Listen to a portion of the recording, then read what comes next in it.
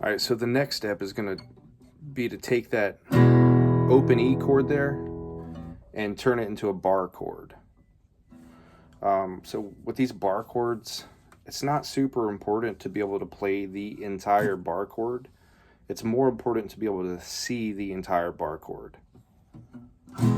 Because most of the time, when you're really playing music, you're not going to be strumming the whole thing. So it's most important to be able to see it. So you got your open position here. And that open position takes into account the nut here on the guitar. The nut is acting as a finger that's playing the low E string, the high E string, and the B string, right? So when you move this shape around, you're going to have to compensate for the nut. That's why it's going to look like that. So you don't have to know this like right now. It's going to be beneficial for you to go ahead and start working on it.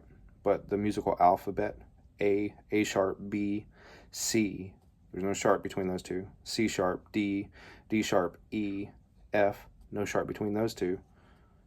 G, or F sharp, G, G sharp, and then back to A. That's the musical alphabet. And why that's important is because you got your open E here. If we move that up one, remember there's no sharps between E and F. We got an F chord there. That's only a partial chord, and you could just use that if you want to. Your root note's going to be on that G string, but the form is the exact same as the E. E, F. So if I wanted to make an A chord with just what you played with that open E, you can move that up here to the 7th fret. And that's an A chord. Those notes there. Now you wouldn't play those open strings with it. If you want to play those extra strings, you're going to have to, again, compensate for the nut. So when we do this, we move it up. People struggle with bar chords, but you have to work with it until you find out a way that works. That's how I play the bar chord of the E form. I mean, this is how I play it, because it frees up your pinky to do other things. But if you're doing it like this, which is just fine, you can do this. It's going to limit what you can do with your extra fingers. But you can learn it either way. So with this one, I've got my first finger draped across the fret, and we're going to do this on the 5th fret, right? So we're going to learn blues after this. So we're going to learn how to make an A major chord using the E. So we got E, F, F sharp, G, G sharp, and A. You can play it draping your first finger across the 5th fret. You're not going to be able to really do all the strings. The most important is the low E and the high E and that B string in there if you can. Middle finger is going to go on the G string, 6th fret. Your pinky, your pinky is going to go on the 7th fret, D string. And then your ring finger is going to go on the 7th fret, A string. And that's going to be an A chord, A major. You're going to have to work with that, adjusting your wrist, shoulder, hand position until you're getting everything ringing out fairly clearly. That is going to take some work, right? If you get it the first try, fantastic. You're going to be good to go. But if not, it's completely normal. The way I like to play it is taking your thumb and catching that bass with the meaty part of your thumb here. Skipping the A string, we won't even hit it. We'll use our ring finger to deaden it out to where it won't even make a noise.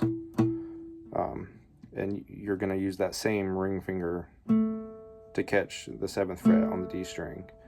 You're going to use your ring finger or middle finger on the 6th fret G string, and then you're going to catch the top 2 strings with your index finger on the 5th fret, high E and B strings.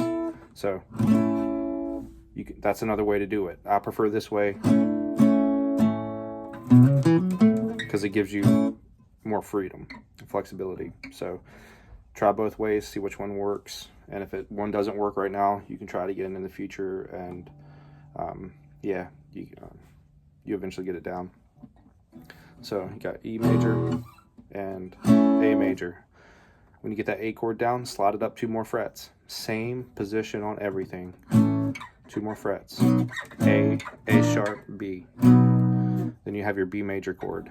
And then we'll do a E blues, which is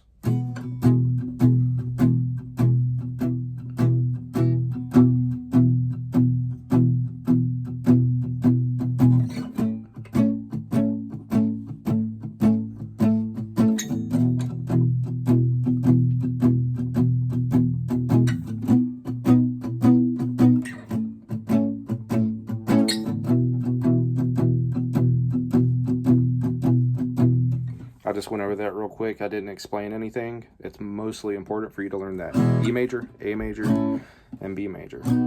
I'll send you another video that's going to break down the 12-bar blues structure. That might sound boring to you, but it's foundational stuff that, you know, most of the music we listen to and jam to are based off of. So it's worth diving into to learn. I don't think the theory is going to be over your head at all.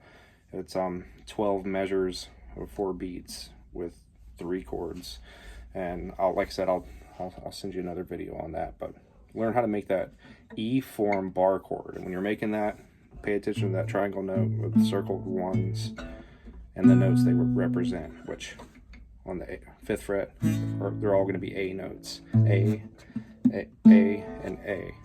That's the triangle.